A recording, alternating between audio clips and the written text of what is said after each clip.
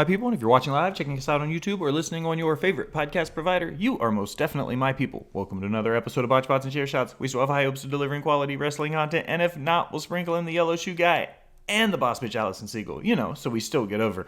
I'm your host, a chef by trade and a mark by choice. I am the Will Grant. I'm glad to be here on this journey, and tonight that journey is anything goes. And yes, I'm recording this after the fact because I didn't hit record last night. This is live television, sort of. He is the yellow shoe guy. The opinions of him and him alone are of him and him alone, and not the Botched, Bots, and Chair Shots or the Smack Brawl Podcast Network. I am all over the place. Bobby Mack, how are you? I am great. It's colder than a witch's toe here in Tennessee or Texas, wherever the F I am. See, now I'm catching whatever you got. So yeah, I'm here. Let's try this out. I'm not gonna lie. I've let me get my composure. I apologize for that, guys. I'm here. Are you? You apologize for being here, or you apologize for your actions? Both. Okay, I've got it together. You ready? You guys ready? Mm-hmm. Do you want to say suck it? And joining us upon her iron throne, she is the Hovid of my Beyonce. She is the Bonnie to my Clyde. She is the boss bitch Miss Allison Siegel. Allison, how are you? I'm good. You're still taking that Beyonce, aren't you? I knew as soon as I said it. I was like, I messed that one up too. Well, the good thing is, here we are. We made it. It's another Thursday. Episode 98 of Botched, Bots, and Chair Shots. So I always start the same way. What has you guys pissed off for greatness tonight? Oh man, that the Elite are back, because that's what wrestling really needed, was three guys that are overrated, that cause drama in the locker room, that only push their friends, that really can't draw, and they push the biggest draw in AEW out the door in CM Punk. So yeah, welcome back, the Elite. Disagree with that. Did they officially come back though? I saw the Thanos thing where they ooh, I don't feel so good, Mr. Stark, and they went all Spidey on us. Yeah, they were page last night. That's the report. One of the great thing about that Thanos thing is that every time they started saying something that was a lie, like we're here to make wrestling great, that's when they disappeared. We're here to make big star. That's when they disappeared. So it was perfect timing for them disappearing. But yeah, I have no interest in them coming back, and it actually makes me less interested in even watching AEW or trying to watch the product. Do you think that AEW is fine without Kenny Omega and the Young Bucks on their television? I don't think I know. I know that it's better without the Elite being there. The Elite they're overrated, especially in their own heads. They're just going to push their friends again. And you can see over the past 3 or 4 months, even without their biggest draw, Punk being there, they have not needed the Elite. They haven't needed their egos in the back, and we certainly have not needed their friends on the TV. Miss Siegel? Well, I appreciate that the few women's matches that we're getting on TV have been bangers, but we're still only one match per show. Don't worry, when Omega's back, he'll push all of his girls from the Asian tours, the Japanese tours, and they'll all be on there, and it'll be a half show of them. And then the other half show will be the Elite's friends, who are really no bigger than most of the female wrestlers. Bama says delete the Elite. Bama's 100% correct. I mean, honestly, have we really, Kenny Omega was gone before for what, 200 and whatever days it was? Did it really matter? No. And the Young Bucks, even before they got suspended, they weren't on TV a whole lot this past little bit. So I'd say they were there for almost every opening match, because they wanted to do every single move that everybody else was going to do the rest of the show, making the rest of the show not watchable, because you'd already seen those moves in the first match where the Bucks were using finishers as just transitional moves. Can you guys tell I'm not a Bucks fan or an Elite fan? I was going to say something, and I'm going to prepare it because both of you are about to rip me to shreds. This is that's bro. You're supposed to say stuff. Do we need to put a flash warning on our stream because of my effing camera?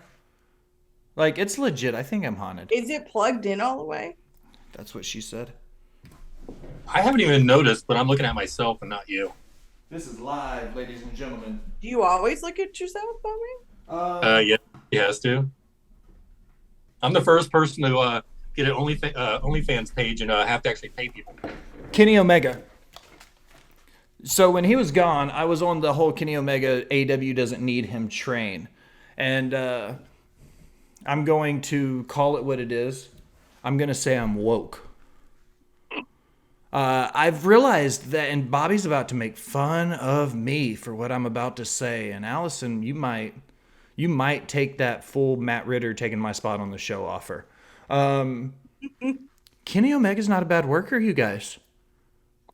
Like, he's not. The guy can work. He's a decent wrestler. I'm not going to say he's the best in the world, but like, I think I'm finally on the train where I can get behind Kenny Omega as being a main event superstar. Based on what?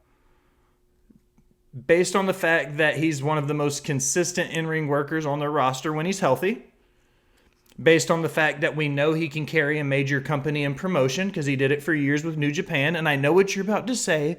You're going to go, I don't want to have to go back and watch wrestling 6 years ago to see how good somebody is. But if I want to watch really great Roddy Piper, I'm not going to watch him in TNA in 2000. Right. No, I know. You know what I mean? I'm seriously confused. That camera's freaking me out. But Oh, yeah, I did see it that time. you did see it? But that's my point. So, jumping in right away, Omega and his jazz hands, and I know that's stealing something from another podcast that people say is a very bitter Southern wrestling manager in Tennessee, but he's consistent in consistently bad matches. Like, his matches don't tell a good story. He was big in Japan because he can't talk. And the only time I think he got over in this area with AEW was because of Callis, right? Callis was the manager. Yeah. Yeah, because Callis can talk, and he made him more interesting because he actually had a voice to it. So, I guess people could say, well, the same thing when Brock Lesnar can't talk, or, Roman Reigns couldn't talk for a long time, but they've developed that, and now they can. And they're running, and they've been the most popular wrestler in the largest company in the world, where Kenny Omega, you go to Japan when you can't talk. And there's a lot of guys over there that are good workers that can't tell a story on the microphone to talk people into the seats. One of my favorite things about the Kenny Omega story in New Japan, though, is he actually he was a local. He had lived there for years. He can speak the language, everything. But my point is that when he made his heel turn in Japan, he stopped speaking Japanese and would only speak English. And I thought using that depth in his character and his story, like, you don't see that from a lot of guys these days. And yes, I know you don't have to want to go back to 2015, 2016 for the story. But if you take into appreciation that, like, Bobby, I mean, Hogan was only good from like 81 to 83. What? He hadn't even had his peak at that point. He was won good from 81 to 92 was his top in-ring stuff. After that, his character was strong from 83 until, I don't know, what's today? Tuesday? 2022? Yeah. So, Omega's good at copying people. Like, I'll give him that, but he's good at copying the ideas. Like, this whole hand signal that he does, and for those of us on podcasts, if you look at the Texas Longhorns, that's the signal I'm doing. The really cool catchphrase, what is it? Oh, too sweet. Like, for him to be able to take that was really amazing. And what you're saying about not speaking Japanese to be a heel, Mick Foley in ECW went against hardcore wrestling. Let's see, Jericho later on didn't even speak to the fans because they all wanted to hear him talk. So, I don't know. Omega's a good student of the game, but he doesn't actually want to study the game and the dynamics that it takes to be a good in-ring competitor and tell the story in the ring. Agree to disagree. I mean, I just like Kenny Omega not for wrestling reasons, but I don't really want to delve into that situation. I mean, other than him, he's a creep. I mean, I'll call it what it is. But I mean, as a worker, he's fine, but I can't support him. Oh, I represent that. Are you drinking a blast? I am. I love Taco Bell. I had Taco Bell today. Their new birria tacos are great. No free shout-outs. Hey, and welcome our new sponsor, Taco Bell. Dude, I thought about that. I was like, if Alex Zane can get sponsored by Taco Bell, surely we can. Taco Bear? Taco Bell. You want to make fun of? I was also... Today? No, I'm butchering this. I was also adopted, Bobby. You want to talk about that on air too? Why is my camera haunted? I'm telling you guys, if I die, I'm going to make sure everybody knows it's going down on air. Okay, we're going to do something new tonight before we dive into news and rumors. What did we decide to call it? Botch Bots and Share Shots Hater of the Week? Yes. All right, we're going to call it Botch Bots and Share Shots Hater of the Week. I'm going to start it, and I didn't really give you guys homework for this, so if you get and bring one of your own, that's fine. But I got a really good one for the first one. And mine comes in from TikTok, and it was on a video, and it's from Too Old for TikTok 147. So one, that's a super cool name. And he says, "This is just you hating new things because you hate your life. WWE didn't ruin your childhood. Your parents did. For one, years of drug abuse and alcohol ruined my adolescence, not my parents. But that's neither here nor there." And I need parents. You didn't. You were raised in the ring by wolves.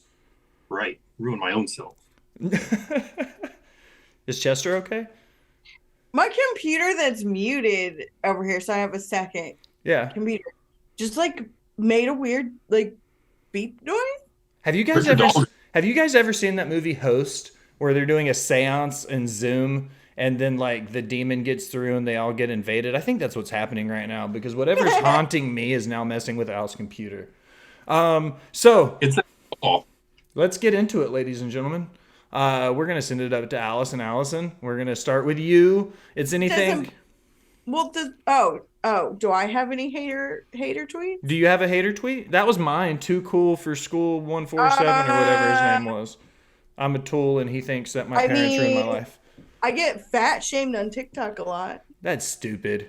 Hence why I don't post on TikTok a lot, but I'm trying to. But yeah, I get fat shamed on TikTok a lot. I'm not gonna lie. If you've watched this show for more than 1 week, you know that I like thick girls. So do your thing. So we're gonna send it up to you for news and rumors. Let's kick it off. I'm still confused about the whole hater segment.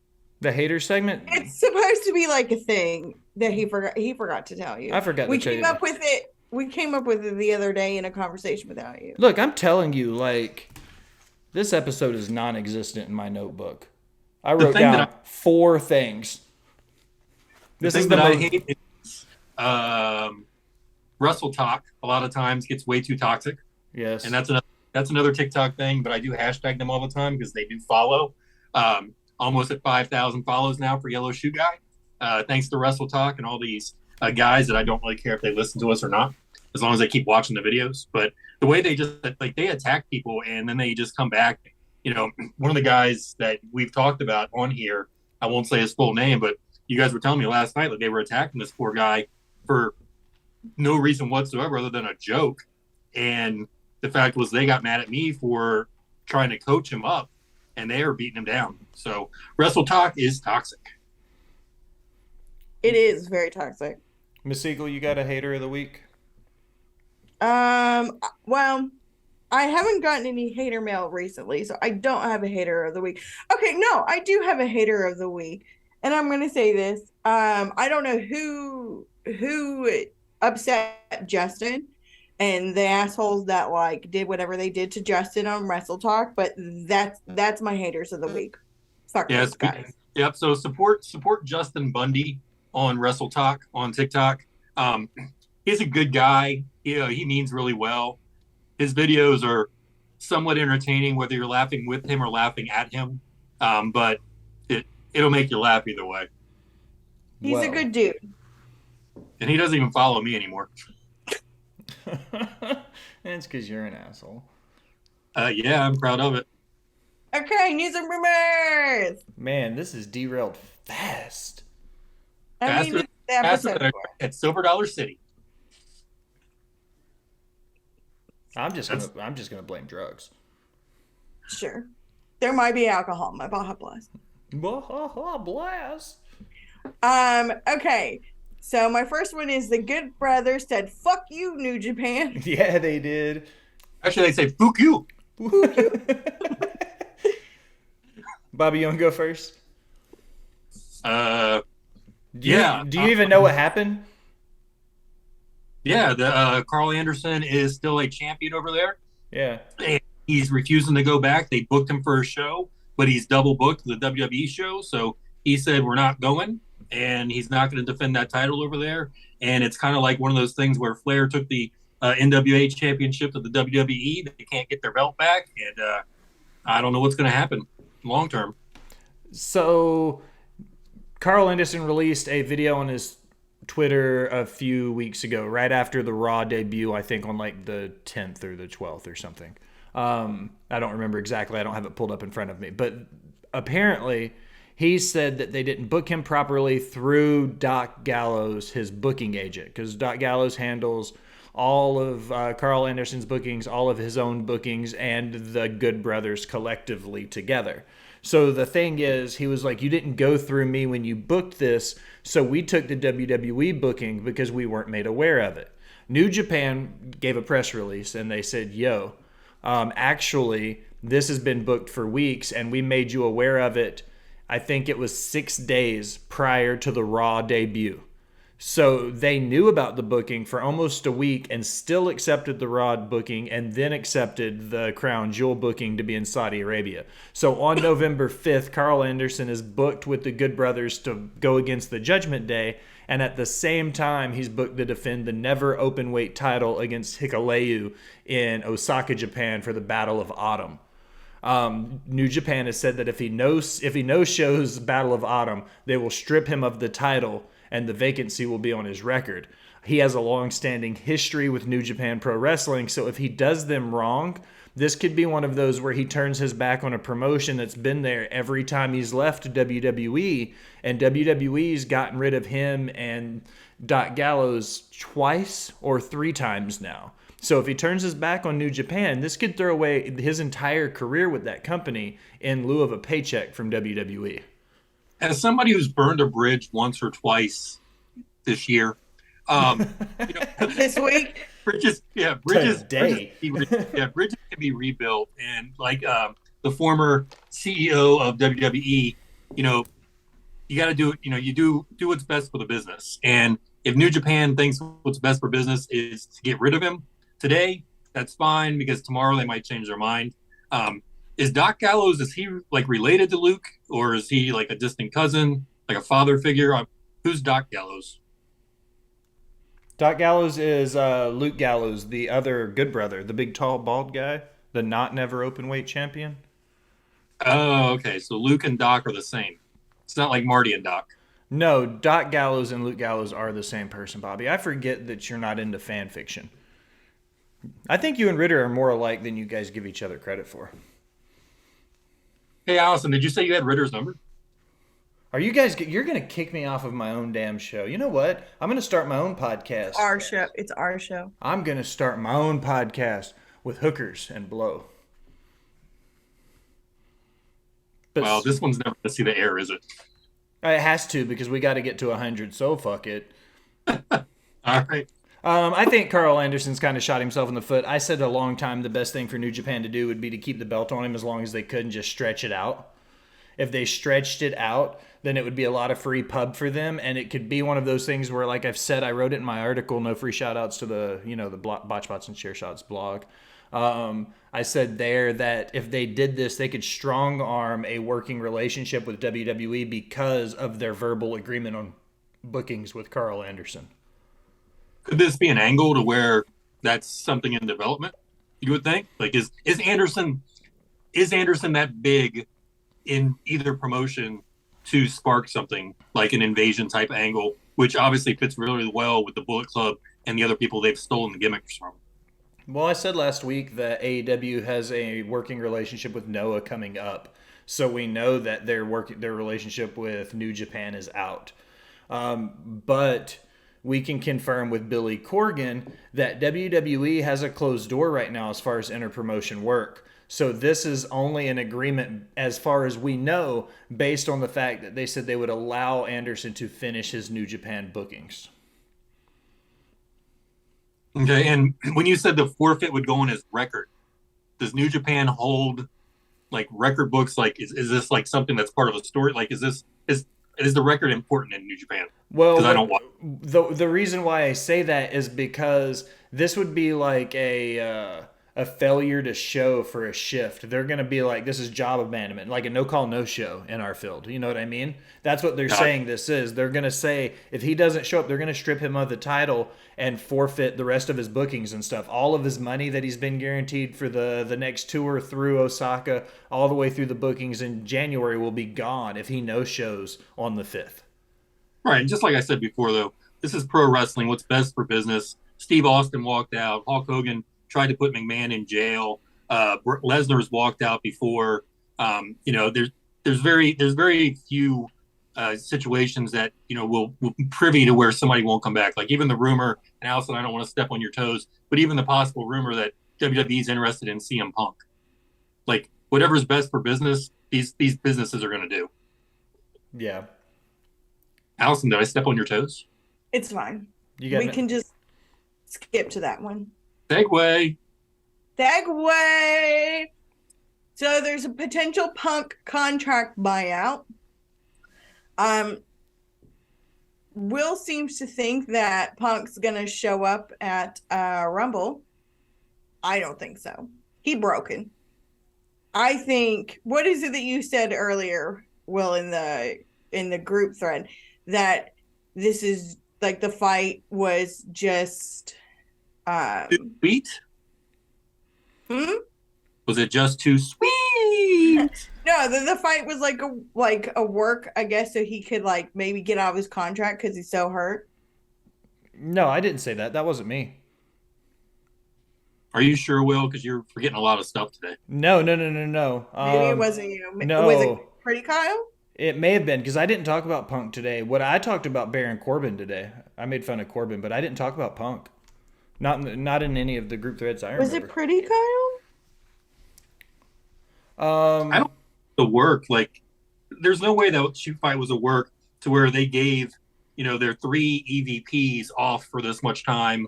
They've taken their top guy off of TV for this much time, and you got to remember their top guy, even though he's injured, he had a great storyline going with MJF.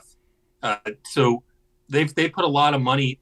There's no way that Tony Khan would put this much money in the trash can by not having these guys. Like, they just gave them this triple whatever title is, the 6-man tag team titles. So which they don't have anymore. Yeah, they did way too much reshuffling to get these 4 guys off TV and then fire this other guy publicly to make this spiel work. No, I don't. It might be to some point turned into a worked shoot. But I think I've said this before, and I did say this in the group thread about Punk, but I don't think it was today. I said that Punk's biggest fault is, and I said it on the rewind, Punk always rides that wave of being CM Punk. He loves being the bright, shiny new toy as long as he can, but the moment he isn't the most over person in the company and it's somebody else's time to shine, he gets really toxic, he takes his ball, and he goes home. My references were what he did in Ring of Honor, exiting, going to WWE. He showed his ass. Disagree with. He signed the contract with WWE and then stayed as their world champion for another year before leaving. Yeah, but think about how he presented himself to the company. He made himself bigger than Ring of Honor. You know what I mean? Yeah. Everybody knew he was leaving. He was almost like it's like when a celebrity gives you that at least I'm late, but at least I showed up. That's how Punk handled his entire last year of Ring of Honor. Okay, so I feel like that's a total work. I feel like that actually equates to exactly what you were saying about Omega being good because he didn't speak Japanese as a bad guy in New Japan. It's what Foley did in ECW. I don't want to be here. I'm better than you guys. So I feel like that was a great. If you think that Omega that was a great work for him, then I think that this would go along the same lines of that. That Punk worked the audience, he worked the gimmick, and he worked with Zapolsky to make the best of a situation, get more eyes on the show, because at any time, any point in time, this guy with your belt could just leave and go to WWE, but he didn't. And he was there, and for a year, he built other stars. Now you're shaking your head yes. Those people that are listening to the podcast, Will shook his head yes. Will, can you please confirm that you shook your head yes? I'm more so just shaking my head yes because I don't want to keep talking about CM Punk on air. I'm so over CM Punk in the Elite, and that's it. I'm not gonna put myself in a situation where I have to talk about something that makes me uncomfortable, Mr. Mack. You're not gonna do that to me. I know. You always get. I have one more CM Punk. Hey. Let's do it. Fine. Talk about CM Punk one more time. What's the question? So today, however many months after the incident, it was just now strategically released that Punk's dog was hurt in the incident. Yeah, the door was waited apparently until now slammed. to say something. Huh? Yeah, the door was apparently slammed open and hit. What's his name?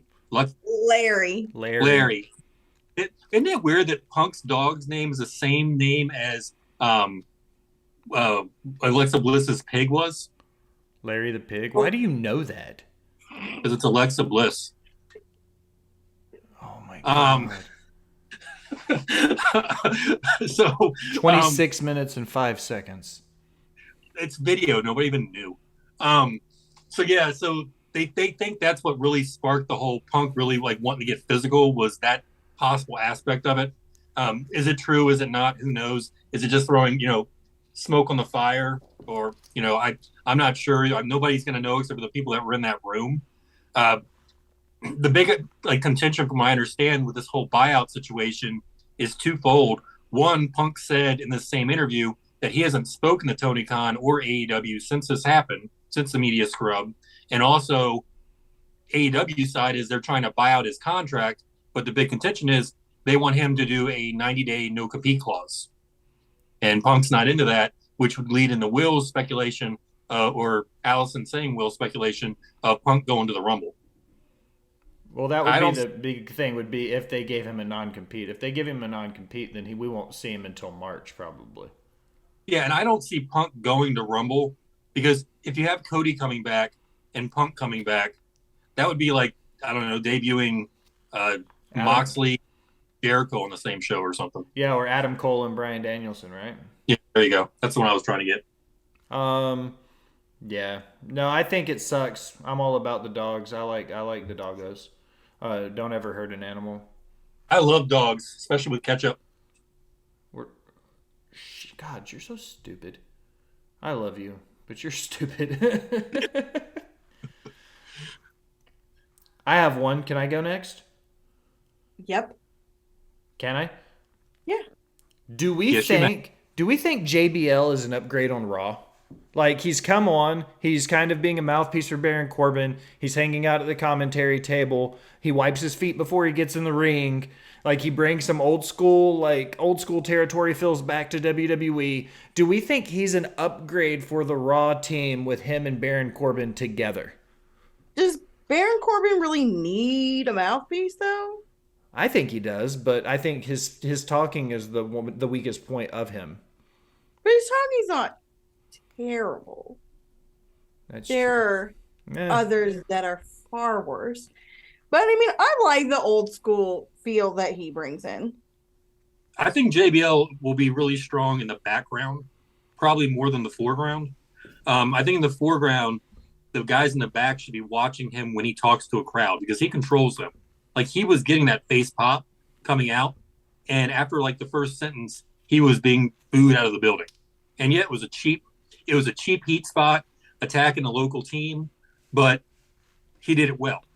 So I don't know if JBL, the character, makes the impact that a Rock or a Cena or a Triple H does when they hit the ring, but he can't do any damage, I think, in the back because he's a lot more mature than what he was back in the day. He's not going to be beating people up, pooping in people's bags or anything like that. But he's going to be, I think he could be a locker room leader. And I think not only his actions in the ring are going to be good for them to study, because I know NXT is a great, place to study and learn, but to actually be in front of that huge crowd and do it on national TV, I think that's going to be big, and I think that's going to be good for WWE. It's kind of like early WWF back in the early '80s when you had retiring, ringleaders like Mr. Fuji, Captain Lou Albano, Fred Blassie, stepping away from their in-ring careers and becoming managers and becoming on-screen personas. Bobby Heenan was part of that too. Those mouthpieces that could take bumps and could teach you the psychology of wrestling. And I think JBL is still in tune with all that stuff. And he doesn't need this job. The dude's a millionaire 10 times over. Like, he's a stock market genius. Wasn't that his gimmick at one point? Yeah, but it was his, and that's the best thing about gimmicks is the guys that take that true persona and multiply it by 10. And JBL was able to do that. I want to use this as a segue to the most recent episode of TN Hot Takes we put out yesterday. It was with Mike Mondo, Mikey from the Spirit Squad. He's a former tag team champion. We talked about the Freebird rule. Super cool episode. During the episode, I asked him specifically what he thought about working in the WWE locker room during the Ruthless Aggression era, because he got called up from OVW around that 05 to 06 range. So he was there after the Ruthless Aggression era had gotten really good and rolling. And one of the things he said was he felt like coming in as an 18, 19, 20-year-old kid, he said he felt like some of these old guys, there was a lot of he was a little bit more eloquent about it. But ultimately, kind of like what you were talking about, Bobby, with JBL and the bags, there was some hazing. They were kind of harder on the young guys.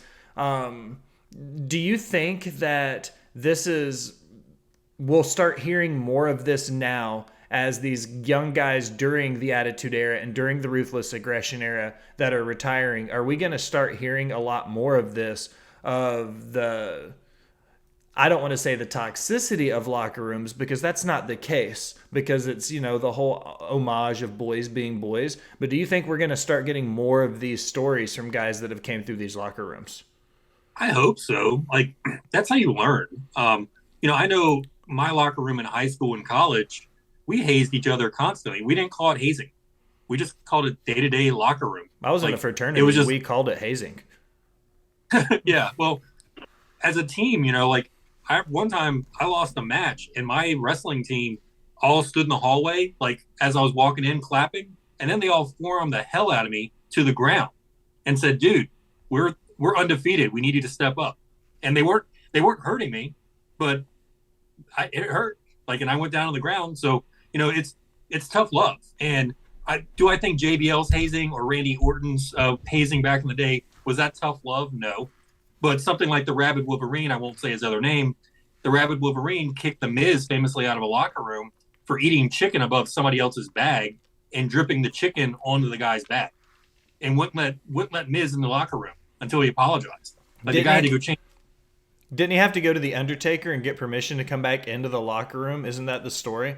That because he got kicked out and he was changing for his match in the same bathroom that the patrons were in before they were going to their seats, and Mike the Miz is out there changing into his ring gear in the bathroom. Yeah, and that's something that you learn from, and I guarantee when you talk about I don't remember that skinny guy that was the manager for Lesnar for a while, or not Lesnar, I'm sorry, for Lashley for a little bit. He was mad at Leo Rush. Yeah, Leo Rush, because Mark Henry wanted him to carry his bags. Dude, yeah. It's a sign of respect. Like, even in the small part of the business I was in, I carried a couple guys' bags because they were the veterans, and it's just what you do. It's like setting up a ring. They ask you to do stuff because you're earning your stripes. And in this business, and that's what it is a business, you need to earn your stripes. You need to respect your elders, and you learn from them.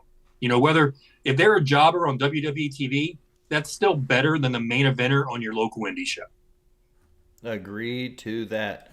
Allison and I have seen quite a few indie shows over the last year and a half, and you can tell when you see somebody work who has been in the show and been on TV versus somebody who's only ever worked indies. You can tell it in their timing. You can tell it in their conditioning, the way their matches run. And there's nothing wrong with indie guys. People know I love the indies. 90% of what I watch is the indies. I don't watch live WWE or AEW unless I need to for something. But I do watch a lot of IWTV because I like indie wrestling. But there is a huge difference and the layers of indie wrestling that you have. The guys who start in the smaller promotions, then you'll get into like that mid tier, then you'll start getting into your Limitlesses and your GCWs and stuff like that. And then you get into your MLWs and then your Ring of Honors and stuff. You see what I mean? So there's like levels to it. And I feel like you can tell the guys that have paid the bills and kept the lights on by wrestling when you see them work. You can tell in their gear. You can tell in their timing. You can tell by their presentation. They look like pro wrestlers. And I feel like that's one of the takeaways that I can feel on the indie circuit specifically, is if these guys don't take the time to look like a pro wrestler, then they won't ever come across as one. Yeah, I remember, Les Natcher one time was, giving me some pointers because we did a weekend show. So it was like three nights in a row. And I did commentating one night and ring announcing. The next day, he said something to me about, hey, you should do this or that. And I was like, well, my local promoter in Tennessee always tells me to do this or that. He goes, okay, well, you want to listen to your local promoter that's never made it? Or do you want to listen to me who's been on national television, with the National Wrestling Alliance, with Smoky Mountain Wrestling under Jim Cornette? So you decide which one you want to do. And right away, the light bulb snapped. And I was like, yes, sir. I was like, tell me that one more time. And then when I went back to my Tennessee promoter, he didn't like that style. So I did switch over for him because, you know what? Sometimes you just got to work for what your boss wants. But any show I did outside of that promotion, I did what Les said. Mike said the same thing on my show yesterday, on the show yesterday. I'm sorry, I keep saying that. I am messing up tonight, guys. I'm all over the place. I apologize ahead of time. Now my phone's making noise. Like, I'm haunted. Like, this is a weird episode.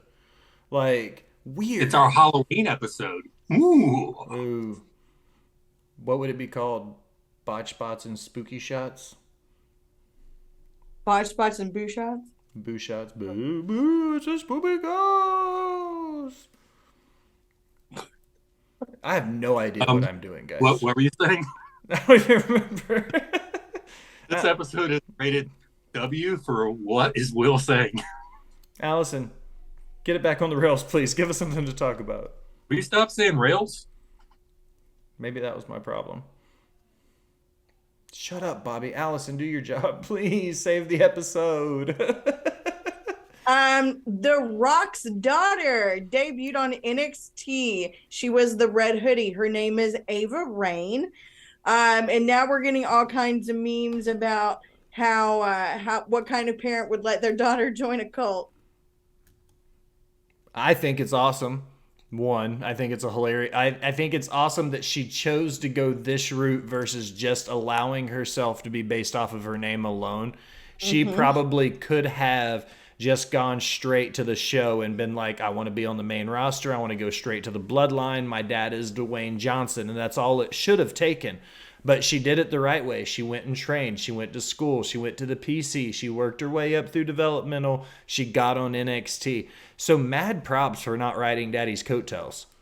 She did a lot with her cousin, Nia Jax. Oh, wow. You want to go there? I think my favorite Nia Jax... What the Reigns is cooking. The Reigns? That's her name, right? Reigns? Yeah. Ava Rain. Yeah. Raine. Oh, man, I was way off. My fault. You want to mute me? Do you even watch wrestling? I try not to. I'm looking at this Crown Rule lineup, and I'm like, or Crown Jewel lineup, and I'm like, wow. The Crown Rules lineup. Yeah. Did you know there's betting odds that Logan's going to take the strap off of Roman? Dude, you can bet on anything and everything nowadays. Like you can bet how many times this show is going to go off the rails this week. God, Bobby, I love you. Silence is always really good for a podcast. But let's not do that again. Allison, please say a topic. I did say a topic, and you fucked it up. Yeah, I think her coming in, she's doing it the right way. She's not a big wimp. Like I could say that the Foley daughter is the other half of the Rock and Sock connection, which wouldn't be cool if Noelle came back and they could form a tag team together for at least a one shot. I think she's doing it right. She's got it in her blood. She loves her family. From what I understand, she has a really big connection with her grandmother as well, and that's one of her driving forces. So good for her. Third generation or fourth generation. Yeah, For fourth. She is the first fourth generation wrestler in wrestling history. Bobby's Okay. racking his brain. That's got to be false. Or at least in WWE. Randy Orton's a third generation. Randy Macho Man Savage. Randy Poffo was a second generation. Yeah. I'm Charlotte right. second. Tessa Blanchard is Third. She's third. Let's see. DiBiase was a third generation. DiBiase Jr. I mean, You can just say I'm right. hold on. What about no? What about I like this Oh, kid. No. what about the Usos? The Usos' dad was Rikishi, which would be 2. Rikishi's dad was 3. And And then if you technically line them up with, what's his name, Rock's grandfather, the which High I know Chief Rocky Maivia. that would be 4. But that would actually make Reigns 5. I mean, No. yeah, Reigns, No, Reigns is on the same level as the new Reigns, Rock's Reigns, Ava Reigns would be on the same level as maybe. No, she would be 4. She's the only fourth generation wrestler. boom. Listen to the lady, Bob. I did my research. I think that it's awesome. Like I said, I'm glad that she's not riding the Rock's coattails. I'm glad she's taking care of it herself. I'm glad she's going through the motions and showing her worth. But now that I'm saying it out loud, why did she take the name Reigns when her It's spelled cousin's differently. her other cousin's name is Reigns? It's spelled differently. And it's Rain. There's Not not an Reigns. S at the. It's Ava Rain, Bobby. Once again, I reiterate the fact. I'm pretty sure you don't watch wrestling. I don't. I saw this on Twitter.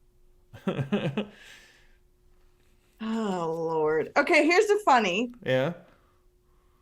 Police in Temple, Texas are looking for an armed robbery suspect who is wearing a replica WWE title belt upside down, like The Miz. The man is seen on security footage wearing a blue long sleeve Nike shirt, glasses, no shoes, and the upside down replica WWE title belt. I never go anywhere without my yellow shoes, so not me.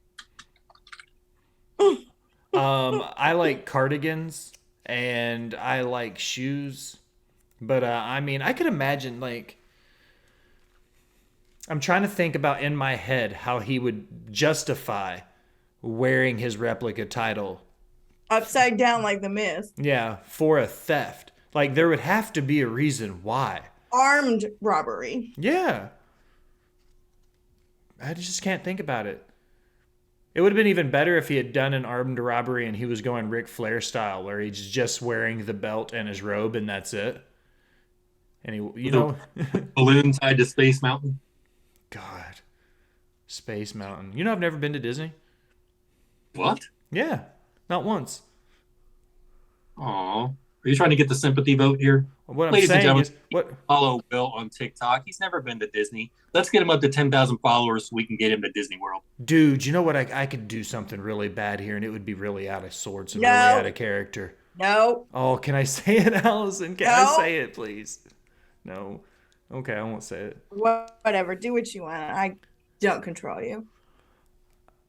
I have cancer. You could send me to Disney. I have cancer. Bobby, fly me to Disney. No. Fuck you, Bobby. I got to talk to Jimmy Hart. Let me ask you a question. Jimmy Hart called me naked because of you. All right, here's my question for you, okay? Mm-hmm. I'm going to give you an option between 2 people. Hold on, let me read this fun fact. Fun fact, the Maivia and Anoa'i families are not related by blood. Rock's and Roman's grandfathers were best friends and called each other honorary family because they were as close as blood brothers could be. Actually, Bam, I'm going to chime in there because we did an episode with RN. It was our Smacked Raw debut towards the end of season 1 of Botch Spots and Share Shots. And we did who is the first family of wrestling. We talked about the Anoa'i family versus the Hart Foundation. And we discussed the fact that The Rock's grandfather and Roman's grandfathers were Samoan blood brothers, which is a real life like Samoan bond. And when I researched it, like that's a real life thing. Like they take that stuff as seriously as families. Like it's when they say they were blood brothers, like that was an actual thing they did. So I give props to that. So a lot of people say that The Rock shouldn't be technically part of the bloodline, But if you think about the fact that the High Chief Rocky Maivia was the patriarch of the Anoa'i family, even though he was a Maivia, that's the confusing anecdote for all of that. Yeah, and if I'm not mistaken, Roman is actually the Usos' uncle. He's No, they're cousins. They're cousins. Mm-hmm. I want to double check that because I believe that he is actually the brother of their father. Nah, I think they're cousins. Listen, I know you people in Tennessee want everybody to be your cousins. That's not true at all, sir. First of all, Bobby, aren't you like actually from like Virginia or some shit? And you know what they say about people from Virginia? We wish we could be like them. Actually, I don't know what they say about people from Virginia, but I felt like that was a good thing to say on air. I know that people in West Virginia, they say have one of their legs is uneven because that's how they walk in the mountains straight. Didn't we have a conversation one night on air about the wild and wonderful Wests of West Virginia? Yes, we did. That's what I thought. That was a thing. Let me ask you a question real quick while Allison does some research so she can prove me right. I'm going to give you the option between two incredibly monotoned light heavyweights, and I want you to pick between the two of them and tell me why, okay?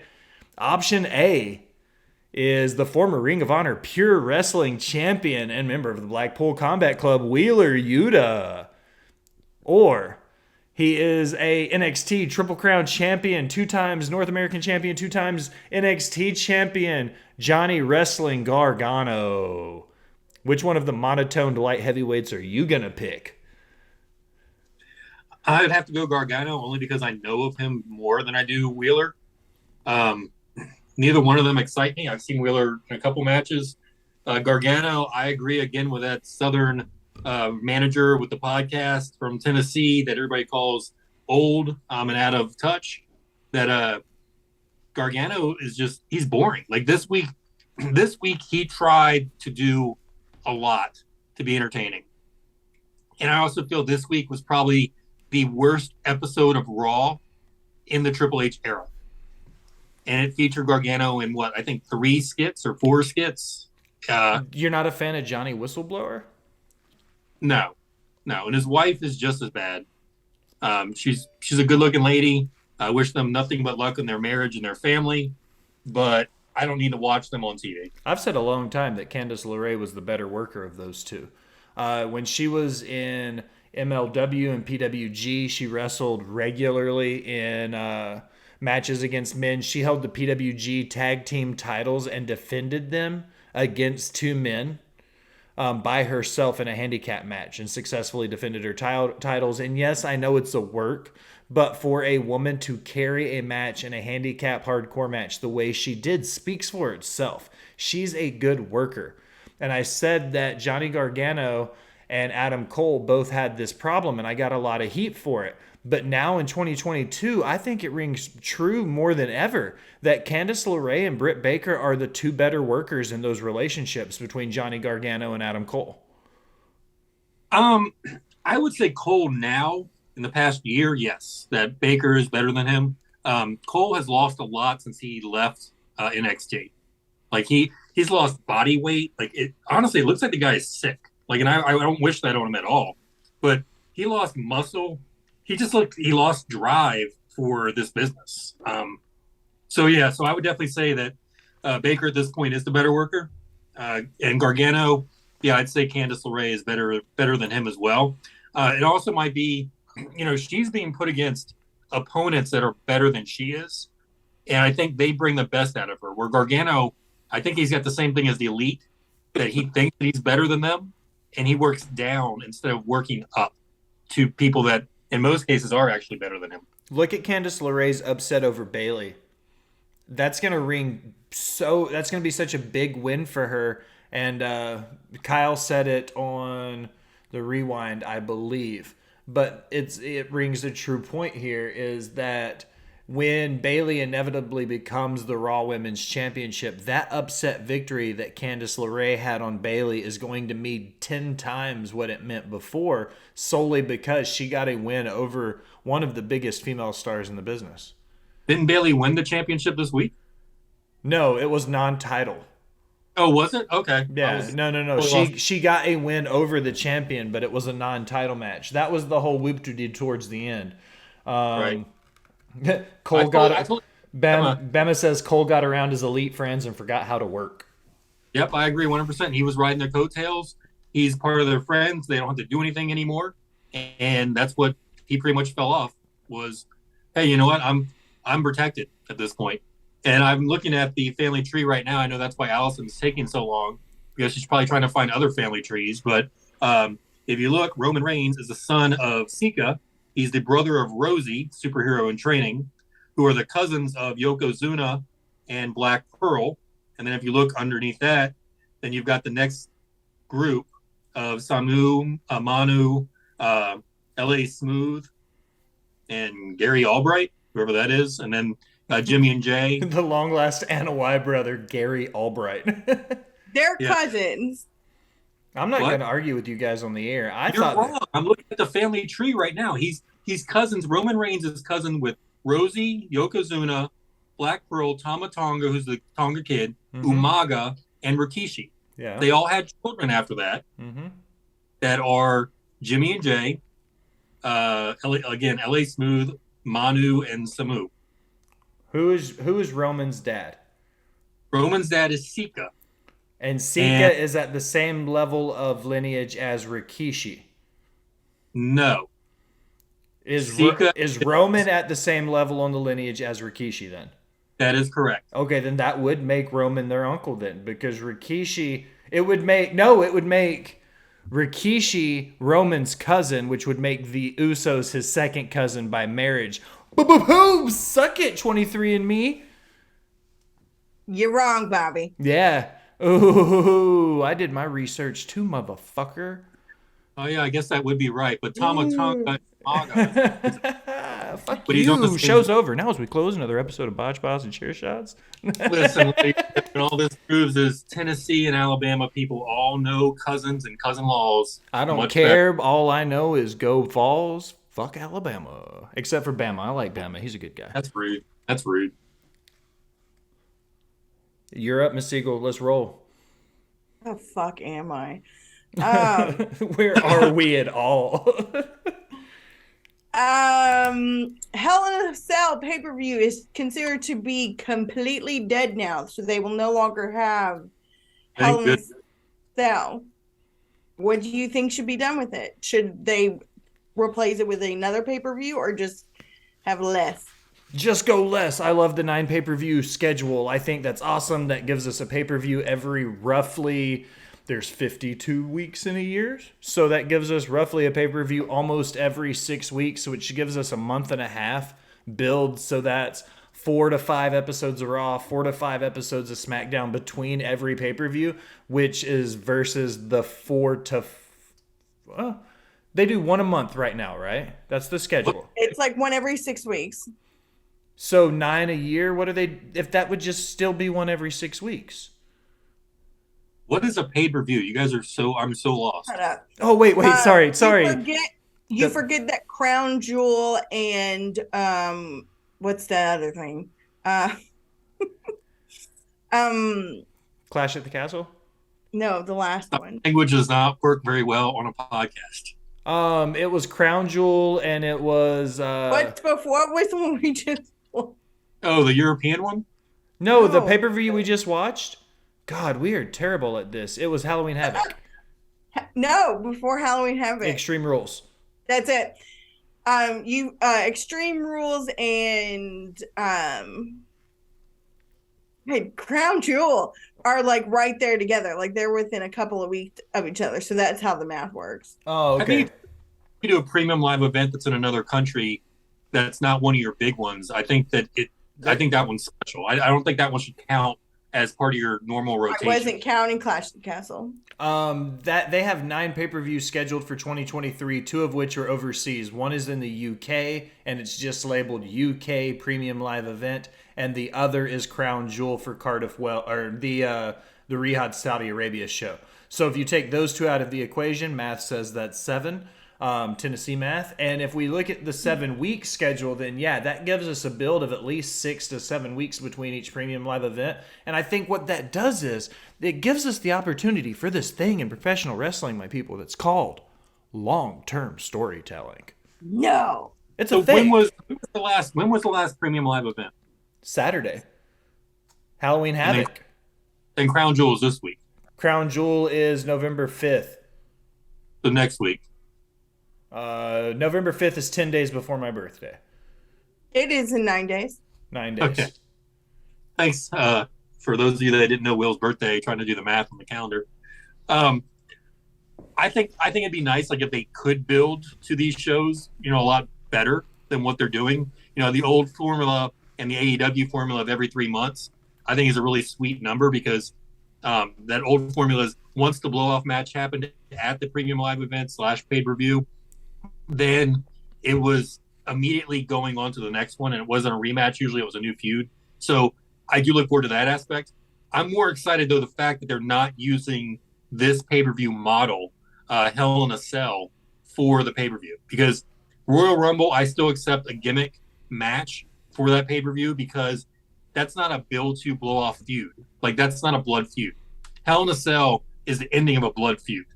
So I think Hell in a Cell coming up sporadically when a feud demands it is a lot more important to the match, and a lot more important. Like, that's gonna be a match that sells a card instead of a card that sells the match. If you know what I mean? Like, or an event name that sells the match. So that's why I'm excited.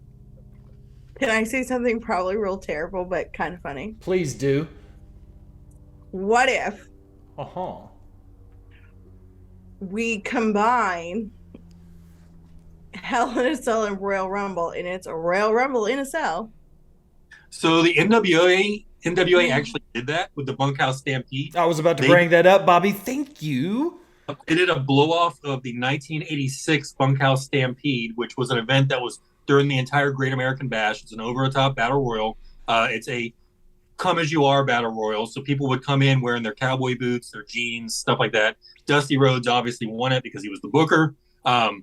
And the last match was a over-the-top cage battle royal that Dusty Rhodes beat Bubba Rogers, the future Hall of Famer, Big Boss Man, Ray Traylor, in the final match. And Bunkhouse Stampede actually had a really cool concept, because they counted each Stampede match that you won, and you had to win a certain number to get into the final one. So the guys that lost immediately in the first, ones or whatever, they weren't invited to the final one. But really cool concept, interesting.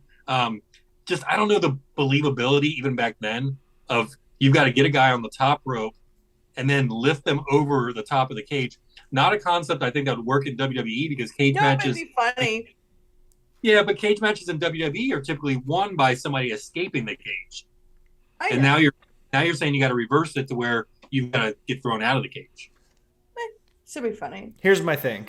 One, to me, the Royal Rumble is sacred. It's my favorite of the big four. Between Mania, Survivor Series, SummerSlam, and Royal Rumble, I think the Rumble is my favorite event of the year. We will do something cool building up to it. So I'm really excited about the Rumble. I don't think they need to change that, but I do want to echo what Bobby said about how important it is having Hell in a Cell be its own standalone thing. I'm going to give Bama a shout out. He says Royal Rumble, Elimination Chamber, Mania, Backlash, King of the Ring, SummerSlam, the UK Premium Live Event, Crown Jewel, Survivor Series, and a Christmas special at MSG. Book it, Hunter. And I think he's saying all those concepts in one match. Oh no, that's saying the Royal Rumble added. Could you imagine? Could you imagine Elimination Chamber, but instead of one wrestler at a time, they release pods of like 4 or 5 guys into the match at once? But it's a King of the Ring, so it has to be a tournament too. So you'd have to have multiples of these throughout the night. No, you do it like the G1 over 30 days. You see what I mean? And you do these massive gimmick matches over 30 days. They wouldn't have a roster at the end of it. They would all kill themselves. Sam, I think we might have another topic for your next show. I think that WrestleMania Backlash is a waste of a premium live event. I completely agree. I think anything that is a blow-off pay-per-view shouldn't be in the cycle. I think they all need to mean something. So if we're just going to get WrestleMania Part 2, which was, and let's be honest, WrestleMania Night 1 last year was phenomenal. WrestleMania Night 2 was good, not great. And then WrestleMania Backlash was just the best parts of both of those nights put together. So WrestleMania Backlash showed that they could have done WrestleMania in one night and been okay. They could have taken the best matches from both nights and gotten away with it. I think where Backlash came from was a good idea because there were different stipulations. It was a rematch card. It felt different, though. When you title something WrestleMania Backlash, WrestleMania Raw, WrestleMania SmackDown, the Backlash, the greatest wrestling match of all time, when they did that with Edge and Orton during the pandemic. Yeah, I feel like it bastardizes the name WrestleMania and it makes WrestleMania feel less special. It's like bowl games in college football. If there's 86 bowl games and 100 different teams make it now, like they don't feel like they're that important anymore. Listen, when you haven't made a bowl game in like 3 years, it is important. It's real to me, man.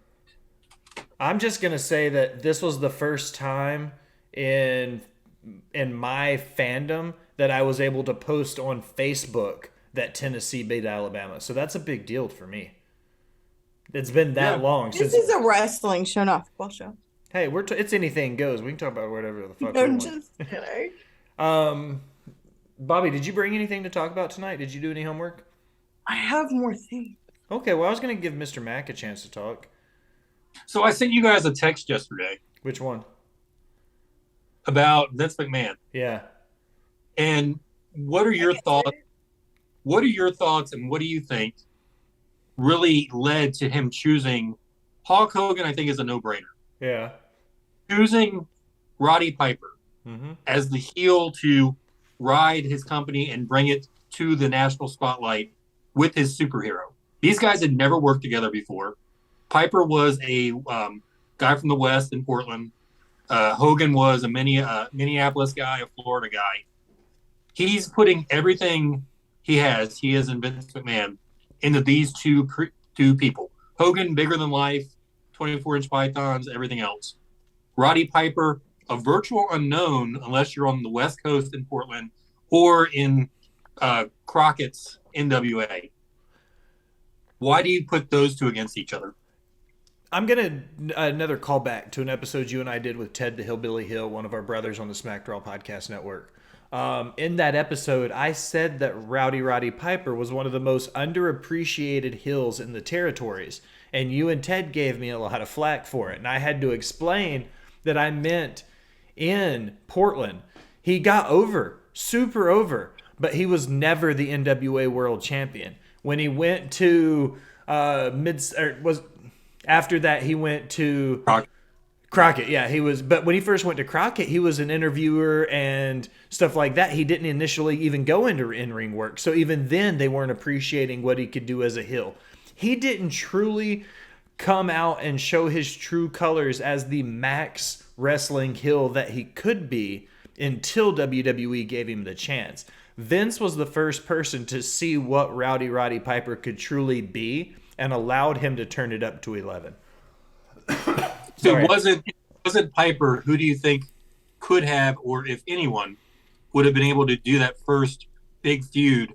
You know, because you got to remember, this is MTV. This is the birth of MTV. This is the birth of rock and wrestling. This is the Hulk Hogan cartoon.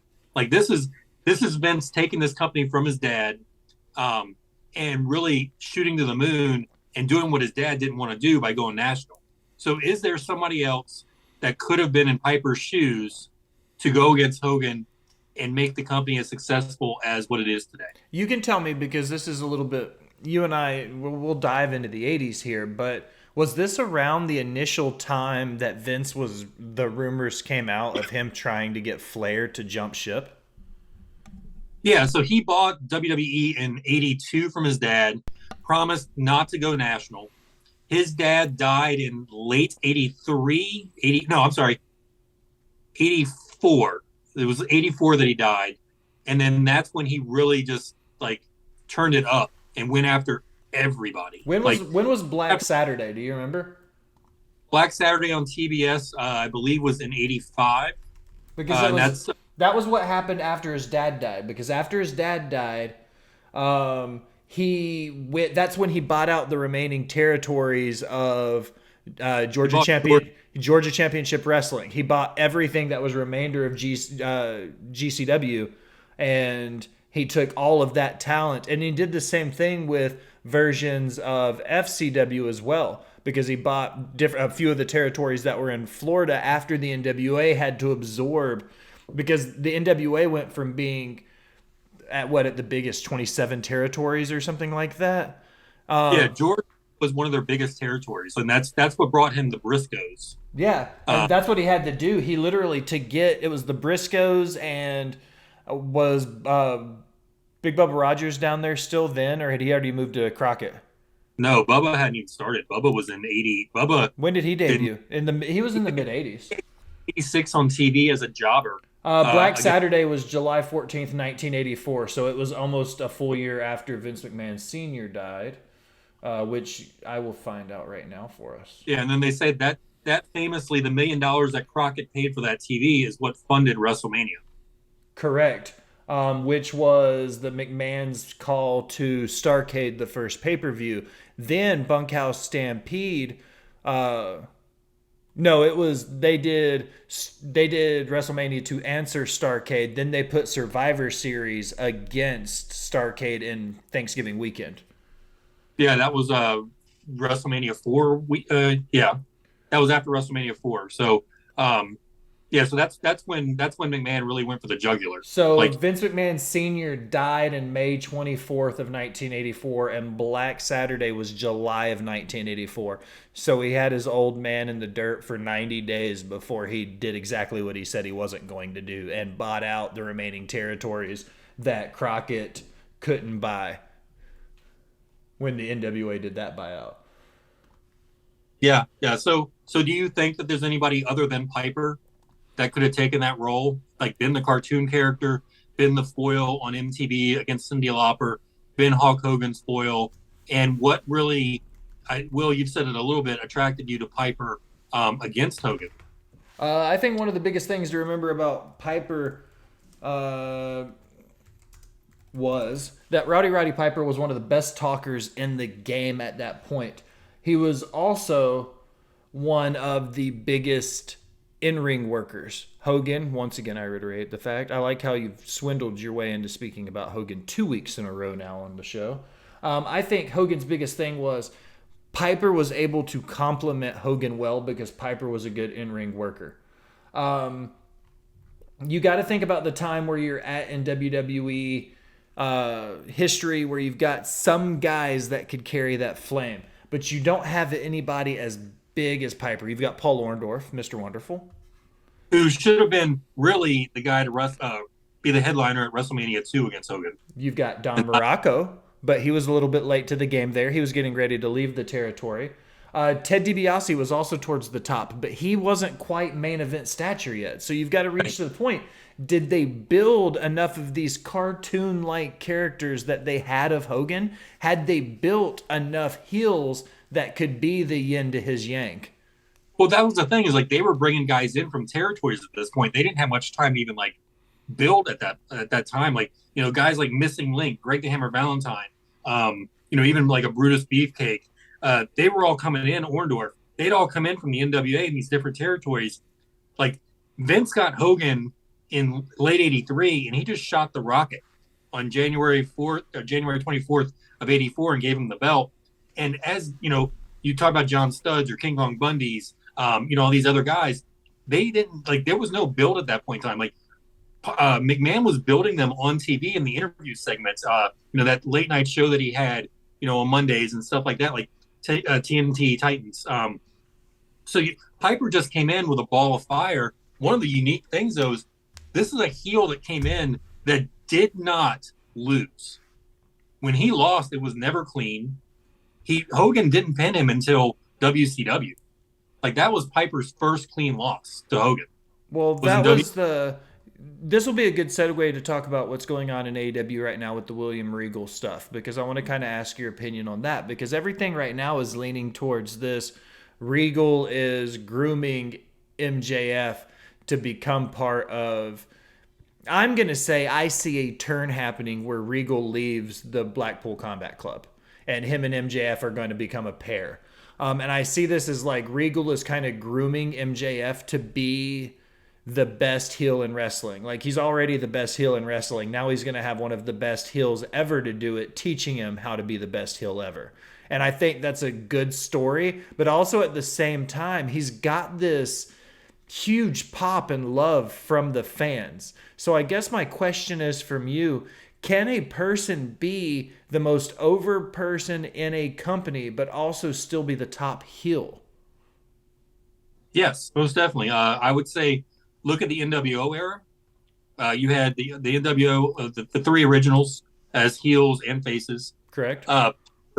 If you look in Pro Wrestling Illustrated, when he turned face with the Adrian Adonis feud, he was still the number one heel and the number one face on one of the ratings because it happened during that week.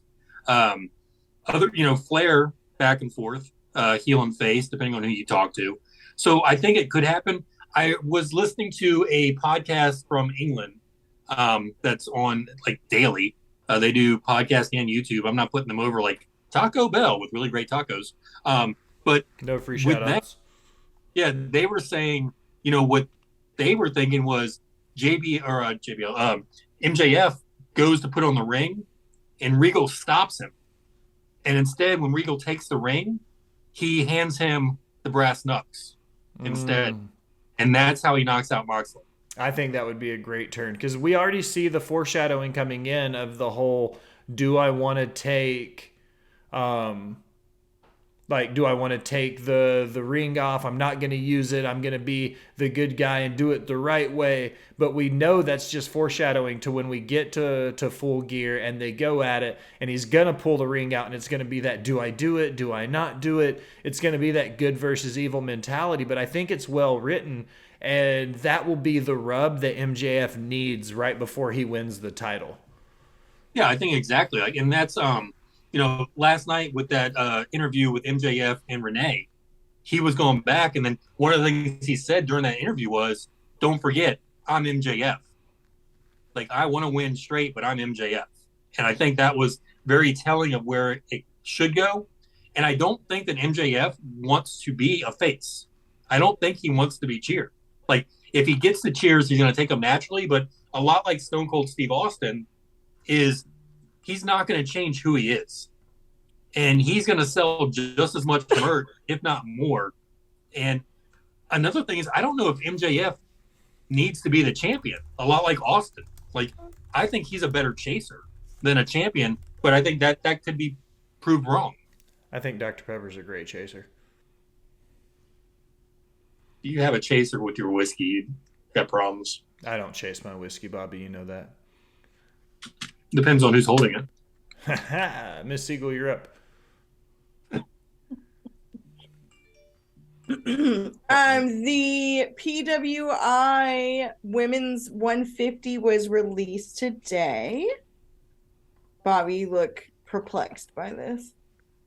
Yeah, I didn't know there was 150 female wrestlers. God, I hate you so hard.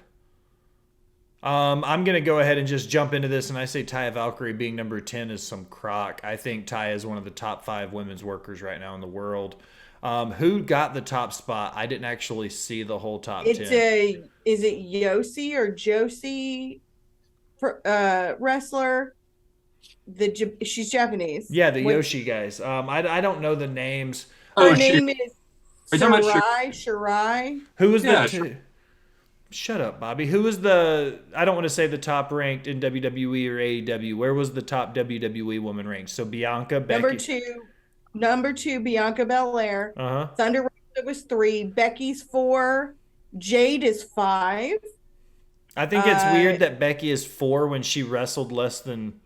She came back at SummerSlam last year, so in a year, and then she was gone again. Read my mind on that one. I was going to say the same thing. You know what I mean? Like, I'm going to call out like the standouts.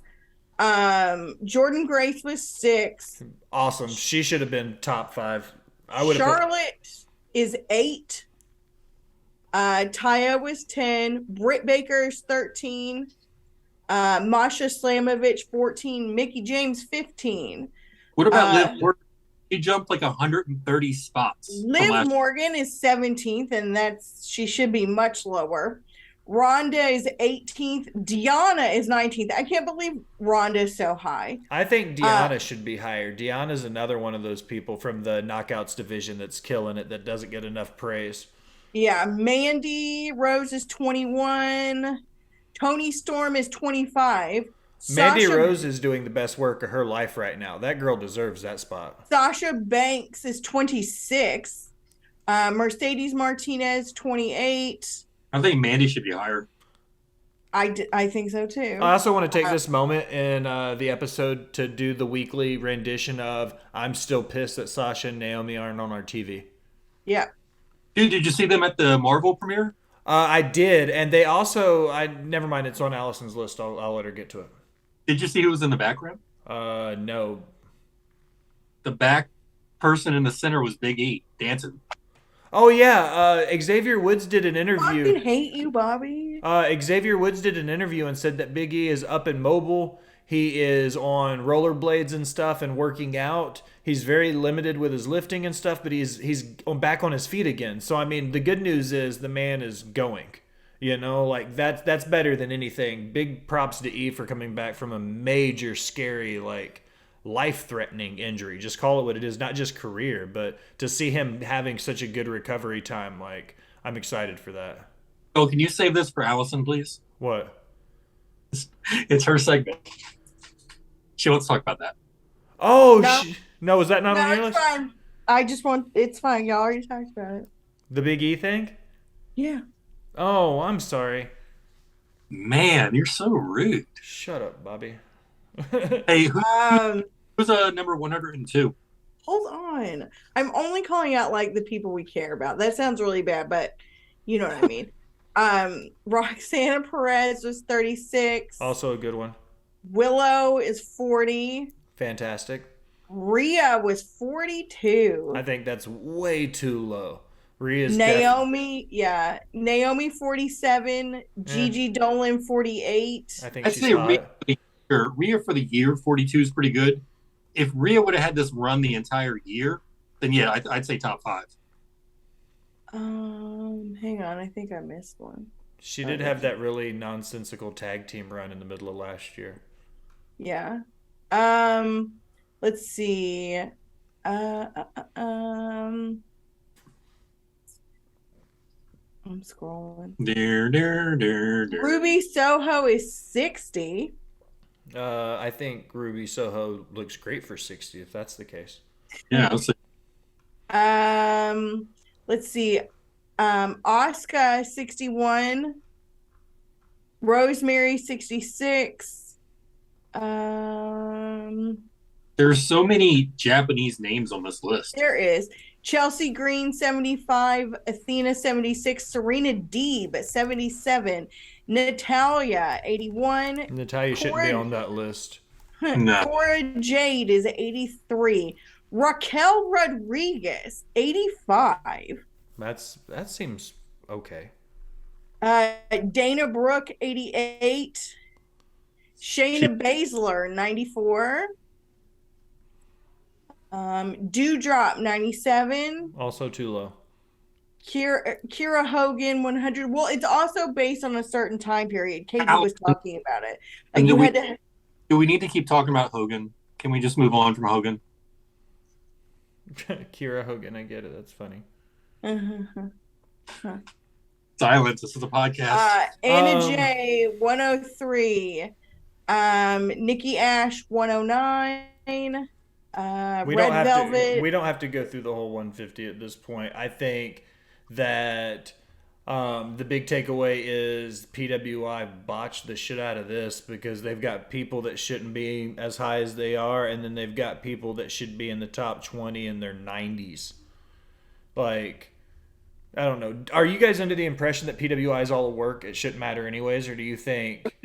Percent of work. Like that's why there's all these Japanese names on there because they're trying to appeal to the smart Mark fan. Hey, that's number me. 2. Yeah, well, number 2, a lot of this is like any of the indie people on there or these Japanese people. they're the ones that are kissing the editors' asses, and that's why they're getting on the list. Liv Morgan, I will say I'll give her props because she has improved a lot this year. Yes, she's not great. Yes, she's probably not top 20, but she did jump like 130 spots from last year. So props to her for working hard, and they're at least letting her, like they're watching her work. Bianca Belair, somebody I'm not a big fan of, Knoxville based and born, raised, all that kind of good stuff. I think she's overrated and overhyped, but for her to be the biggest name, that worldwide name that everybody's going to know, good props for her. Becky Lynch, I think they're, again, PWI just showing their bias towards, it's almost like, okay, well, who's the who of WWE that we know and people are going to know? And here's that name. Charlotte, here's that name. Becky's been part-time this year. Charlotte's been part-time this year. Sasha's been less than part-time this year. But yet they're still all part of that top 25. Sasha just missing it being 26. So that's my take on the PWI top 150, 500, whatever it is anymore. The evaluation period is October 1st, 2021 to September 15th, 2022.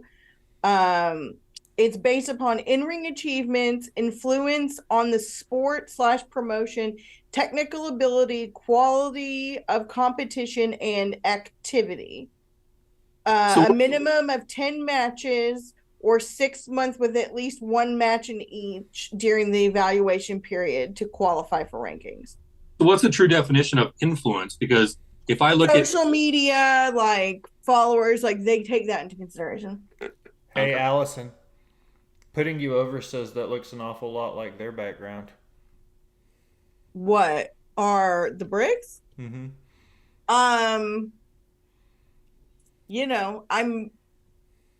like black bricks, man. And to be fair, I made this background before I ever watched a single episode of their show. I'm just giving you shit. I know. I'm still in there. I was in there live on my phone. I had it set up so I could see what their chat was saying. Yeah. Mm-hmm. So as an influencer, back to the list, being on topic, and I'm weird. I'm the one leading us that way. As an influencer on social media, Kevin Nash has all these rankings or all these like people viewing because he's a podcaster now. If he walks into an arena, does that put him on the PWI 500? He has to have 10 matches within 6 months. 10 matches inside of 6 months inside of that year, correct? Minimum 10 matches or 6 months. Of activity, okay. With at least one match in each month. So it's an either or. So you either have to have 10 matches, or they look at a 6 month. If for at least 6 of the 12, little shy of 12 months, you had to have had at least one match a month. And it was October to October.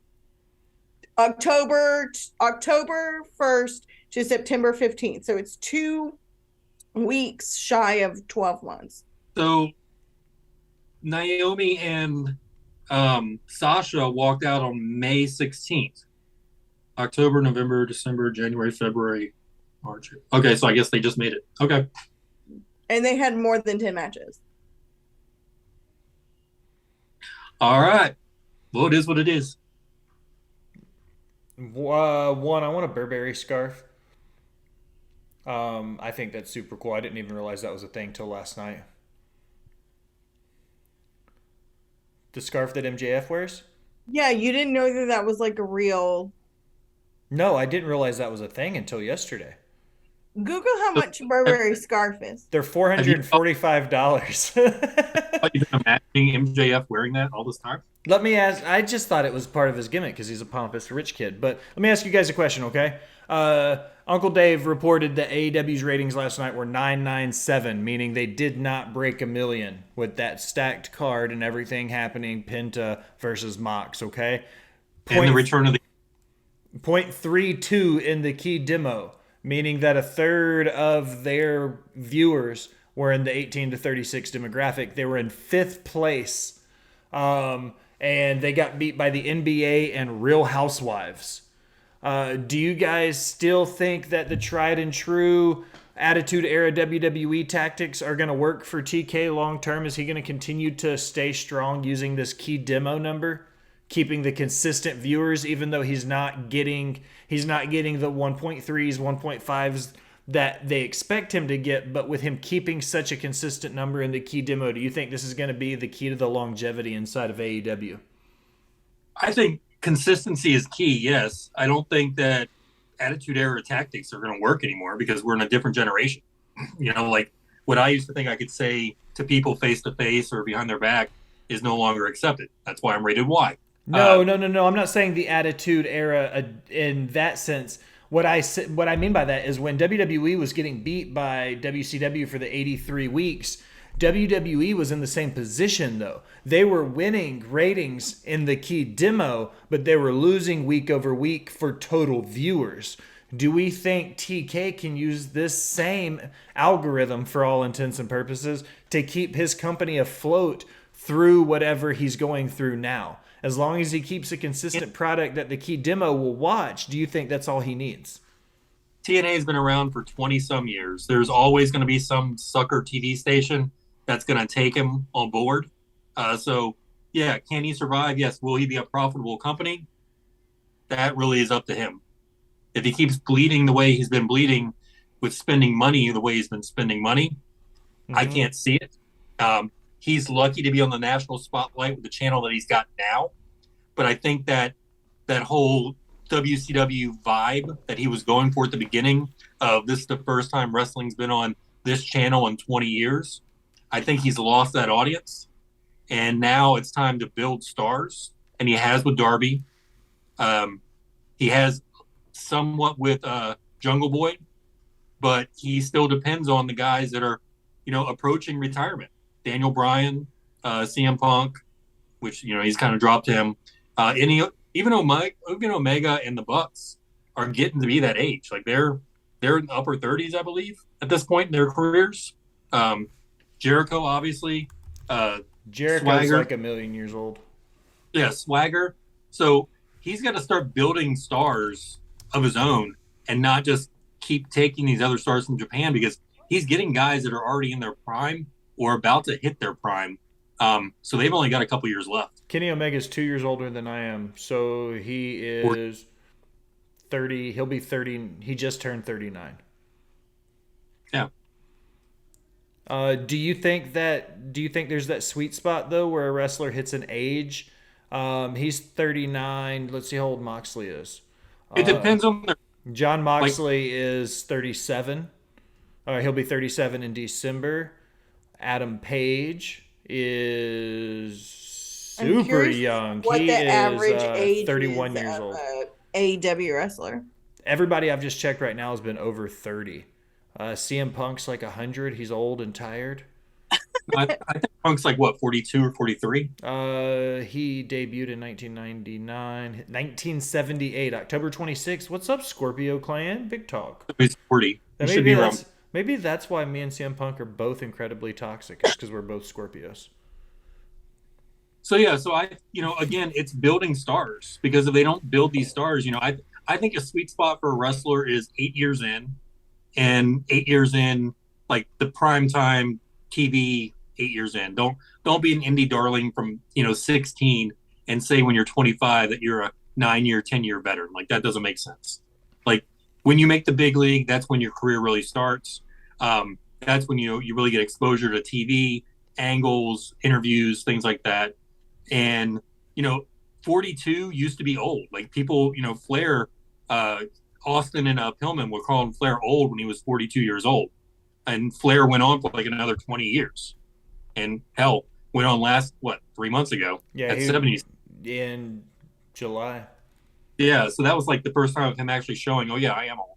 But it really, I think it depends on your style, and I don't think the AEW style is going to protect these guys to be old wrestlers. Look at Foley. If Foley didn't do the style he did, he'd probably still be wrestling. Like Undertaker just retired. He did a very protective style. Triple H did a very protective style. Michaels, he did a very protective style other than when he did backdrops and going over the top rope because he launched.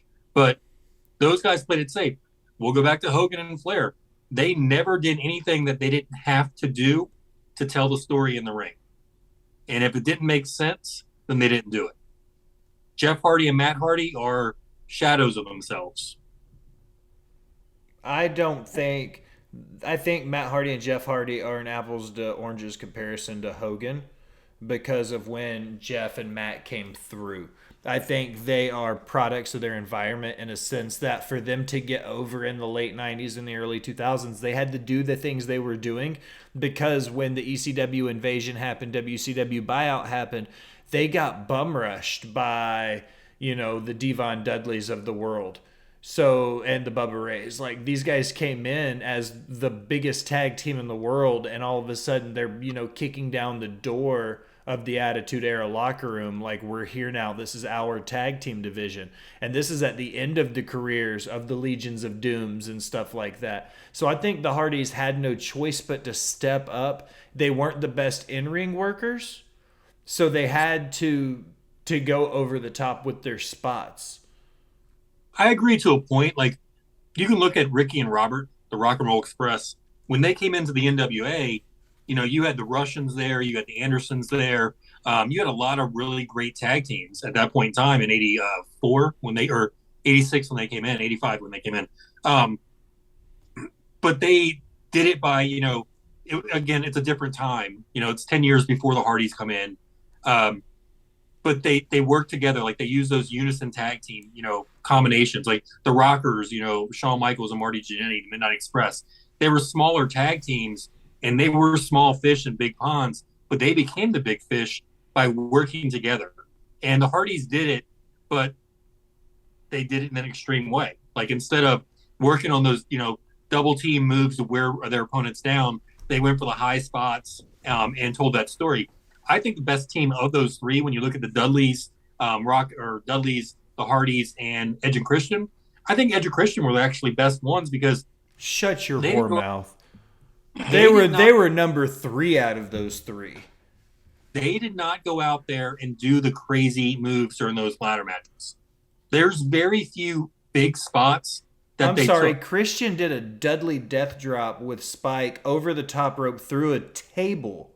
Okay? Edge speared Jeff Hardy from the top of a 25-foot ladder. They didn't do those high spots, Bobby. Those are some of the biggest spots from TLC 2. You would see they will do one spot while the Dudleys and Hardys would do 10 during those matches. They were the most protected tag team of that. When there was a team to powder out, they powdered out the longest. And I challenge you to watch those matches again and watch how long they powder on the floor. I'm sorry, people that don't know powder, it's getting out of the ring and just staying out of the action. I'm sure the smart marks know what you're talking about. I did. Allison, did you? Yep. No, she didn't. She's lying to you. I see it. Well, we've got it. Allison, you got one more on your list for us? Is that what you said? Mm-hmm. Let's do it. You stole the thunder on me. Quit being rude. And there's our silence, ladies and gentlemen. Dude. Bobby! Oh. This episode's going to be a mess. Listen, I'm pushing Taco Bell as much as possible. It's one of the fast food places I like. Anyways. Mario's and moonsaults. Sasha Banks was photographed training in Barcelona. Does this mean we will see her soon? I think it's her knocking off ring rust. That makes the most sense. She hasn't been active in a ring since she left in, what was it, May? May 21st? Yeah, so she hasn't been in a ring, assuming. Since then, she's been running around playing Star Wars. Big shout out to Star Wars, big Star Wars guy. But that's neither here nor there. The point is that if she hasn't been in a ring, she's not prepared to come back. But when she does, she's immediately going to be one of the biggest stars. So she has to do this. She has to work out. She's got to knock off the ring rust. And she was training with Kalisto, Samurai del Sol in Lucha Libre Barcelona. So I think that's cool that she had a chance to work with a long-time training partner in somewhere that wasn't WWE, because you got to keep in mind a lot of what she did was through the PC and FCW and NXT and stuff. So it was kind of, I guess it might be cool for her to get out there and kind of see the world of wrestling and have a chance to work in Barcelona with a promotion she might not have been able to work with prior to leaving WWE. Yeah, and it allows her to develop maybe a new style. Yeah, I agree. Like, she's knocking off the ring rust. I think it's also, though, she's just trying to stay in shape. Like, she's working out, she's staying flexible. What she's doing in the Star Wars universe does demand a lot, and she's one of those people that, from what I understand, likes to do her own stunts. So, she's got to stay limber for that and be able to take bumps, because those crash pads are going to hurt. So, good for her. Again, I don't know if wrestling needs her and Naomi. I think they need her, but I'm not sure they need that tag team, because the ladies tag team division in WWE is really not much unless you look at Toxic Attraction. And what are they doing? Like, or do you bring them up to the main roster to get fed to a returning Sasha and Naomi, which would kill the entire push that they've had for the past year with Mandy Rose? I completely agree with that. I also, I think that if they push Toxic Attraction and Mandy Rose to the main roster too soon, then they will get lost in the shuffle, because they're doing this big push for Damage Control versus Alexa and Asuka and all of these girls. So if they throw Toxic Attraction in right now, it's just going to be another women's tag team in a tag team division that's just now starting to get traction again. I said when Bayley debuted at SummerSlam that a dominant female faction is what that division needed, because it gives a main event singles competitor along with the pair of the tag team workers. So eventually we know Damage Control will have the tag belts and they will have that Raw Women's title. So this is the rejuvenation that division needed. But if we see Toxic Attraction come up too soon, we're going to get an AEW situation where it's going to be an oversaturated market with too much talent. Yeah, and I think that they did that mistake before when they had Paige leading the one group. Who Mandy Rose and Sonya was part of the other. Was that led by Paige, or was that the other group? Like, there was 2 or 3 groups that all had a strong leader, and then the other two on with them. I know Paige was one leader. I can't. Riot Squad. Oh yeah, and Ruby Riot and Liv Morgan, and what was her name? What was the third member of? Was it AJ Lee? No, it was the wife of the Viking, Sarah something. Paige, Mandy, and Sonya were Absolution. That's right. Okay. Yeah, I do remember that one now. That was a lot like Beautiful People, and I said the same thing about Toxic Attraction, that it was just kind of like the NXT version of Beautiful People from Impact. Yeah, but I think Beautiful People, the one thing is that both those, or all 3 of those ladies could talk. Like, and it wasn't until the one dropped out and they brought in the Von Erich. The Von Erich was just beautiful, but she couldn't talk, and she really brought the group down. And then when they got rid of her, and it was just Sky, Velvet Sky, and the other lady, I can't remember, Madison Reigns.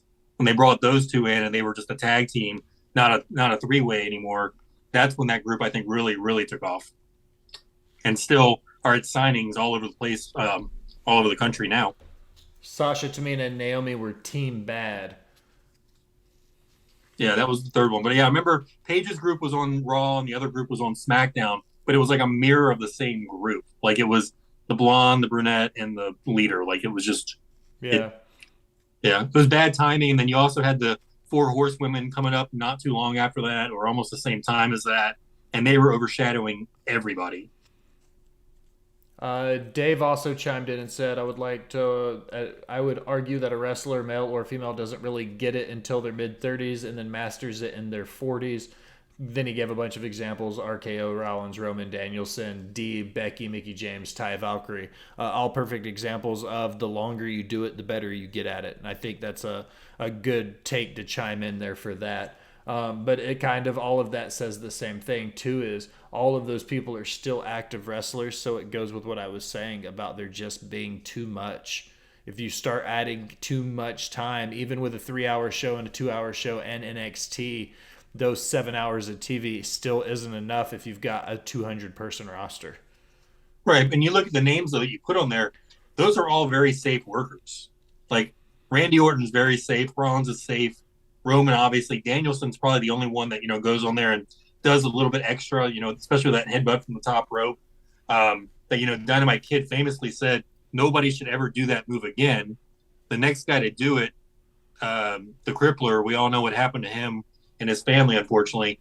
And then Danielson having his concussion issues. So he's the one guy I think that just needs to take that, look in the mirror and just say, hey, you know what? I know this move looks good, but let's not do it anymore. Especially my life too much. Especially since he's already had to take, years. To heal, and thought he would never wrestle again from a neck injury. Yep. Like, it's okay to blade every week, like what he does or what Moxley does, but don't do these high-risk maneuvers that, again, learn from the guys that came before you. Like, Dynamite Kid was in a wheelchair for, like, the last 20 years of his life before he passed away, and the guy passed away in his 60s. Like, he should have lived a much longer life. He retired in his 40s. So it seemed like Danielson's one of those guys that would be smart enough to realize, hey, you know what? I love this sport. I love this business, but I've got to love my family and myself a little bit more. That's my soapbox. Thanks for coming to my TED Talk. Well, guys, we did it. We made it. We did it. They had to pull us teeth, and we grit our teeth and bear it, but we made it. We clocked it in. We got the time. We talked the topics. It was anything goes. I'm not sure what the hell we're going to call this episode, but... Hey, what? Bammer did it because he went the whole time with us. Dude, Bama is going to get mad. He's going to get credited for this episode. I'm going to put it on there. Bama gets credit for this episode this week just for being here with us. But it's my favorite part because I finally don't have to say anything, and Jesus, we know tonight's the night where I can't say anything correctly. So, Bobby Mack, play your stuff. Camera stopped fucking up, though. Yeah, it did because I shut it off and restarted it. Yeah, so with me, the Yellow Shoe Guy, you can always follow me on TikTok. It's a race to 5,000. I'm less than 100 away from getting that magic number, and then we're going to double that number to get 10,000 so I can start making some money on the TikTok. So follow Yellow Shoe Guy. There's a lot of wrestling content on there. In between wrestling content, you might see me running around. You might see me playing the Oculus. You might just see me doing other stuff. So follow me, Yellow Shoe Guy, on there, as well as on Twitter and on Twitch. I'm not very much on Twitch, but hey, you know what? Follow me anyway. If you like a blank page, not getting a lot of spam, it's all about me right there. And of course, my accounting page, don't know when I can be advertised. But ladies and gentlemen, boys and girls, always a pleasure being on Botched Spots and Chair Shots. Miss Siegel, you're up. You can find me on the tweeters and the TikTok at justagirl918. I have a piddly 148 followers because I don't post that much, but I'm trying to do better. And I'm also trying to get to 1,000 so that we can go live with Mr. Mac on TikTok. Yes, Matt Ritter, you missed it the whole show because we start at 8 the same time every week. What time? So I'm not the only one that doesn't know what time we start. I told you, I said it early in the episode, you and Matt are more alike than the two of you want to give each other credit for. You should follow Mr. 8984, that's RN, over at The Rewind. You should follow The Kai Tai Show. He's the host of the Smack Brawl Podcast Network, the UWO, and The Rewind. You should follow Ted the Hillbilly Hill at The Hill Truth Podcast. He is the IWC's favorite Hill. You should follow MATTRIDDER Matt Ritter because he's the bomb. You should follow Katie Kinsey Wrestling Bebe. You should follow Marie Shadows. You should follow the Indie Wrestling Gazette. But... What? Charity show. And you should check out the Botch Bots and Chair Shots Twitter, Instagram, and Facebook accounts. And click the QR code because that's a very trendy thing to do right now. So we hopped on that train. And donate to a great cause for LLS. Tomorrow night is the Orange Ribbon Rumble. Somebody thought it was a good idea to let Botch Bots and Chair Shots promote a wrestling show. Tomorrow night we dabble in indie wrestling for the first time. But I'm going to take my time and make sure I don't mess this one up. Now, as we close another episode of Botch Bots and Share Shots, I want to take a minute and thank you for listening. Remind you to go wherever you do anything on the internet, like, follow, subscribe, unsubscribe, then subscribe again. Leave a comment telling me how great I am or how terrible we sound. Either way, it helps the algorithm and it helps find new listeners. If you're feeling really generous and be one of the VIP people, head over to patreon.com and donate to the Smacked Raw Podcast Network. You get some fantastic swag. We get some fantastic guests. It's a win-win. My goodness. The episode is done. For the Yellow Shoe Guy, Bobby Mack. For the boss bitch, Miss Allison Siegel. I am the Will Gray. Thanks for stopping by and listening, my people.